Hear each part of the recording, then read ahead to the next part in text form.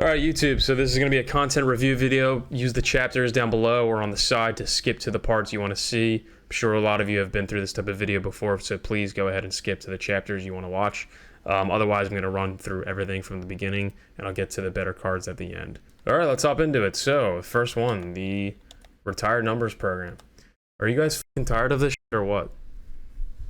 I'm just kidding, but it's another 97 grind program. We're going to use these cards to collect towards set 3. Just a quick, I'm not going to try to go on a rant here, but look, there's a lot of free cards in this game that are good. That doesn't mean they're easy to get. Ronald Acuna Jr., Adley Rutschman, you got to collect for them. You got to get a bunch of set 3 cards. You got monthly awards, tops now, and now we got this retired number program. Yes, it's a grind. Yes, you have to put in some time for it, but those cards are not unachievable. I would not agree with the notion that you have to pay to win. The only cards that are hidden behind a pay wall, I guess, are those 40,000 stub packs, which are the Diamond Duo choice packs, and the chase packs. You don't need those cards, though.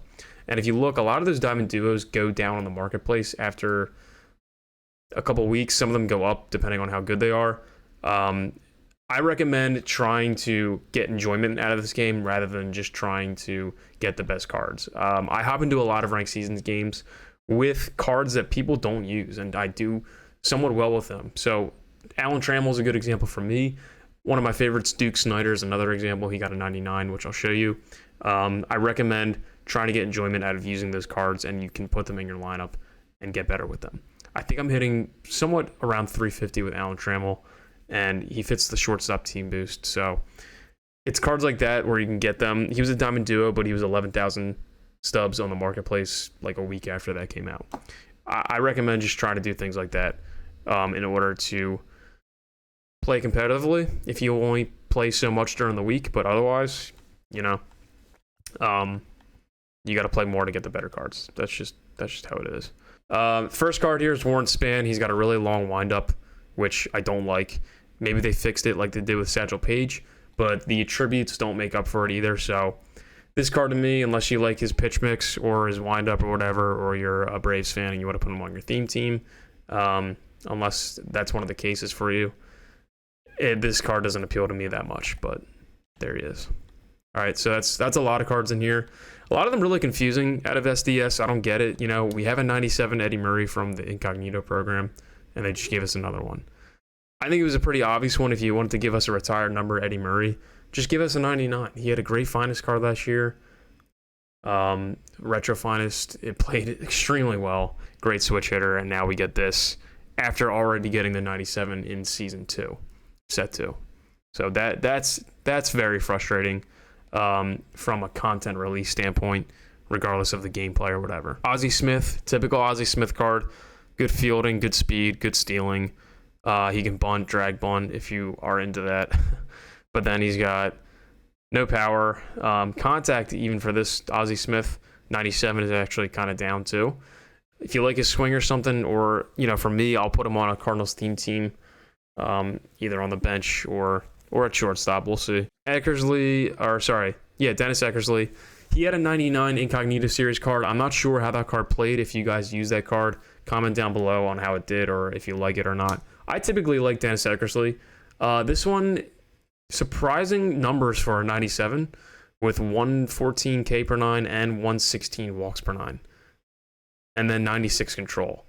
This is one of those cards where there's no way to tell unless I start using them. Last year we had the Takashi Okazaki, which, by the way, hands down, in my opinion, best card art that has come out in this game. And I like that they reached out to a third party, individual artist for that card art series. That Raleigh Fingers 96 overall Takashi card, it was in my bullpen the entire year. So who knows? With these numbers, they look good, even though it's a 97. Eckersley's not typically overwhelming on the mound. He's only got 76 velo. Could be like a Greg Maddux out of the bullpen type with that velo, even though it's a little bit less. I'm going to try him out. That's probably one of the only good cards out of these 97s, just based off of what I'm seeing right here. Harold Baines, good lefty swing. Typical Harold Baines pop with 95 and 83. Better against righties. Great vision and great clutch for a 97 card. Fielding's a little above mediocre. It's just average. Right field. Cal Ripken, this looks like a Jimmy Rollins type card to me as far as the numbers go and the attributes. He only hits from the right side of the plate though, or as a right-hander, and then good fielding, great vision, good clutch. That's about it. All right, Mickey Mantle. This one's abysmal. 97 and 85 power. And then with his swing, you really need that contact, and you only get 84 against righties and 106 against lefties, 102 clutch, 74 vision. This card's not going anywhere near any of my lineups. Even if I do a ranked seasons theme team with the Yankees, I would not put him on that team either. I at least wouldn't put him in the starting lineup. He's going straight to the bench on that team, and that's about it. Good fielding, good speed. Surprisingly, they gave him 82 stealing ability out of nowhere, which he's normally good for like 50-something stealing. But with the rest of the card attributes, why would you even... I just wouldn't use him. So he can play third base, left field, and right field. I don't know that much about Mantle other than he's one of the greatest hitters in baseball. Never knew he played third base at some point. All right, at 85 XP, you get a number retirement pack. Here's a good one. Right around 99s, Roy Halladay. If you like Roy Halladay, perfect. If you don't, you got other choices here. If you really need a pitcher, I'd say pick him up. The numbers are good. 116 walks per 9, 104 K per 9, 95 home run per 9. Pitching clutch 111 is good. 96 control goes well with the walks per 9. 96 velo, and then 99 break. So no outlier or anything like that. Sorry, he does have a break outlier. The pitch loses less break when tired. All right, so he can go deep into games for you. 114 stamina. If you need a pitcher, go ahead and get him. Duke Snider, he's just my guy. Like, I just love using him for some reason. For some reason, I do well with him. Not sure why. But then there's also this Craig Biggio, a card I do not do well with, that other players do well with. So I like the variety they give you here. He's got the secondary catcher, left field, center field, primary position, second base, good fielding. I would go ahead and get him if you want to get one of the hitters out of the packs. You know, if you're not sure about Duke, but you know you like Craig, easy choice for you. For me, the easy choice is Duke, just because, like I said, I like him. All right, he's got the pop, the vision, the clutch, contact. Fielding's good enough for me, too. Probably not the best center fielder to have in set 3, but maybe I'll put him at the corners or at the DH spot. 77 speed is good for a Duke card, so I like this. All right, and then the 97, the base rounds. We got some good names here. We got some classic, like, favorites here. All right, and good swings. If you like Willie Stargell's swing, a lot of people do. I think this card plays. We got 110 contact. He's a righty killer, 115 power, and then 94 and 100 power against lefties. 108 clutch, 91 vision. That all plays. Fielding's okay. I would probably just put him at first base. Not bad. Chipper Jones, if you didn't get the first set 1 Chipper Jones, you can actually still collect for those. And if you want to use them at wild card, that's your only option. So there's not really any reason you should stop collecting set 1 non-sellable cards. If you get those non-sellable team affinity cards or whatever, go ahead and go to that collection, complete it. Get all of those set 1 cards. You can pop them in at wild card at any point. Otherwise, you got a set 3 Chipper here, 97 overall. It makes sense, you know, they knock down his power, but he's got that nice flowy swing, and he's got good contact, 101 vision, 109 clutch. Fielding, I would not put him at third base. I personally like a good third baseman in this game. I think defensively, fielding is more important in this year's copy of the game than it ever was, even in the outfield. But if I'm going to put him in the field, I would rather put him in left field than shortstop or third base, even though, you know, we've seen some weird animations in the outfield this year too. It's really tough to put in just slightly above average fielders, you know, in very important positions. I think the entire outfield is important, and the left side of the infield. First and second, you can get away with numbers like this, Corey Seager. Obviously, it's better to have good fielders, but I'd rather have my best fielders on the left side of the infield, and especially center field, but pretty much all the outfield. So this is a good card if you like Chipper. Catfish Hunter, he had a 95 overall in the first season. This card's not overwhelming by any means. 67 velocity, good stamina. Yeah, that's it. Nothing special here. I would not recommend keeping him in your rotation or putting him in there in the first place. Jorge Posada. That's a good card. That's a really good 97 overall card, I must say. Mostly because it's Posada. All right, I didn't use him heavily until like the end of last year and this year. I'm biased towards my catchers. I just never used them for some reason. Great swing, switch hitter. This is a very balanced card, and for a 97 overall to have 192 power and then over 100 contact, 107 clutch. His clutch is actually helpful there.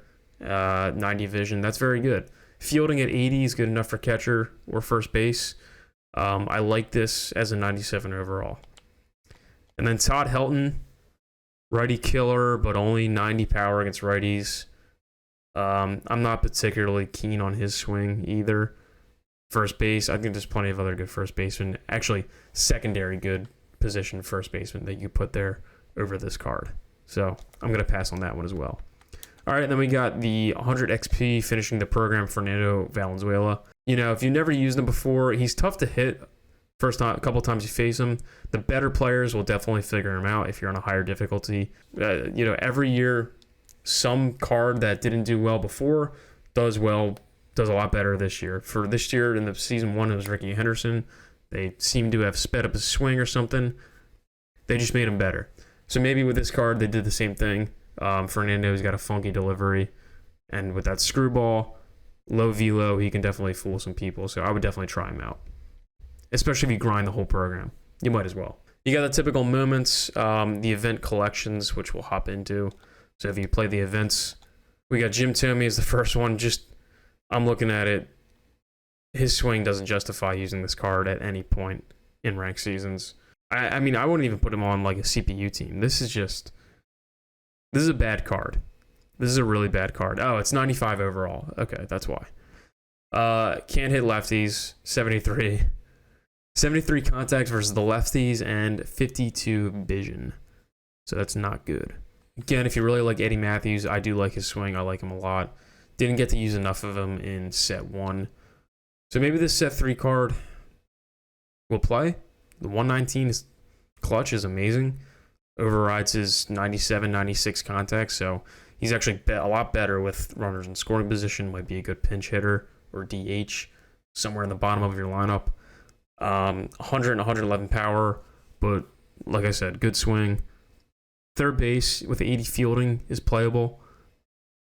Not a bad option. And then we got Michael Young. I really like Michael Young because, you know, if you get to legend and you're there for a couple games and you're struggling with hitting the ball, you need guys with contact. You need the guys like Honus Wagner, any card that has maxed out contact. Michael Young with over 100 power, along with 125 clutch, 105 vision, maxed out contact. Anything like over 95 power already makes it great. So this is just amazing. I like his swing. You can put him at shortstop, 87 fielding, balanced fielding attributes with the arm, strength, and accuracy. I really like this card a lot. So I'm going to be playing the events to try to get these cards and get some of the rewind packs for theme teams as well for those videos. All right, so for the packs, we got the Chase pack, Jacob DeGrom. Unbelievable attributes. And I don't think anyone has had more of a dominant pitching back-to-back years than the years that DeGrom won Cy Young in 18 and 19 or 17, 18. I think it was 18, 19. So this card, amazing. For me, I'm glad to see it as a chase pack reward. I hope people use him a lot. I personally like seeing the ball coming out of his hand and hitting against him if I have to face a pitcher of this caliber. You know, if you told me I had to face either Jacob DeGrom, Randy Johnson, Kershaw, I'm probably forgetting another top-tier pitcher. I would honestly choose Jacob DeGrom to face. That's me. But again, like I said with Fernando, this card could be even more cracked, more OP. His live series card did great for me in the beginning of this year, pitching-wise. Had like a 10-2 record with him or something, so I might even try to get this card eventually or try to get lucky and get it. But I'm not worried if I don't. It's a chase pack, whatever. amazing numbers for a pitcher. I mean, I don't even, just look at it. I don't have to go through all this, but 116 hits per 9, and then the 111 walks per 9, 99 home run per 9, all amazing. Favorite card out of this World Series ranked program, we could stop here at the Championship Series. You get a Whitey Ford and 97 Brooks Robinson. Not going to go into those cards. You can look at them yourself. They're not that great. Buxton. My prediction for Buxton in terms of contact was going to be 90 and 99. And I would have been happy with that because I like Buxton's swing. He's just usually terrible to use because he has low contact and low vision. Here he's got maxed out power, obviously. This is a really good Buxton card, man. 81 vision, 100 clutch, 97 contact, 111 contact. And then obviously 99 fielding, 99 arm strength, 95 accuracy. Like, dude, he was the classic like live series card you could use for the first month of the year. Actually rake with him. And then he drops off because of the contact. But he's back. So if you need a hitter out of this, Buxton's a good option. I'm going with Devers. Devers clears these guys. I mean, he's like one of my favorite swings to use in the game. Great young player, obviously. He's got first and second secondary positions, which is awesome. Usually it's just third and first, I believe. But 121 and 120 contact, amazing. So you can max him out in contact at P4, P5, 125 power and 100 power. He does hit lefties well. 125 clutch, unbelievable. And then 104 vision. This is the obvious choice for me because I just love Devers cards in this game. Ever since I got back into this game, Devers has just done it for me, man. If you need a pitcher, Al Leiter is a good option. I don't like the 85 walks per 9. Everything else looks great. All right, good pitch mix, sinker cutter, great. Four seam, even better. And then a curveball slider. And then he's got pickoff artist, homebody, night player, and then stopper. And I did not look at these guys' quirks. Devers got a bunch of quirks: bad ball hitter, table setter, rally monkey, fighter, breaking ball hitter, homebody, day player, unfazed. So that's going to be my choice. All right. And then Buxton almost has just as many. He's got first pitch hitter and dead red, which I don't believe Devers had. Yeah. So it's your choice, man. Try to get over 900 to get two of these guys. I know I'm definitely going to try to do that. But we'll see how much time I have. All right. And then along the way, you also get a choice pack, and you can choose either one of these 3 packs: Home Run Derby, All-Star Game, and the 2023 Draft. All right. The Battle Royale is still going on the same season. So you still got Rube Foster, Hank Thompson, and Bo Bichette. The events, we went through the rewards, and then mini seasons. I don't think there's any new mini seasons. Yeah, we still got Extreme, Team Affinity, Starling Marte. All right, and those are all the same. So if you guys liked this video, please subscribe. It's free to do so. Like and comment down below. It really helps me out. And if you want to see me do any specific videos, I'm still trying to gauge the audience here. So if you're a serious player, if you're all-star rating, Hall of Fame rating, let me know what you want to see. You want to see me do offline modes, more ranked seasons, more Battle Royale, more mini seasons, more grinding. I do grind. If you guys want me to record that and upload it, I can do that, obviously. I usually don't like doing that because I like to just de-stress by not recording those. But anyway, if you like this video, please at least drop a like, and I will see you on the next one.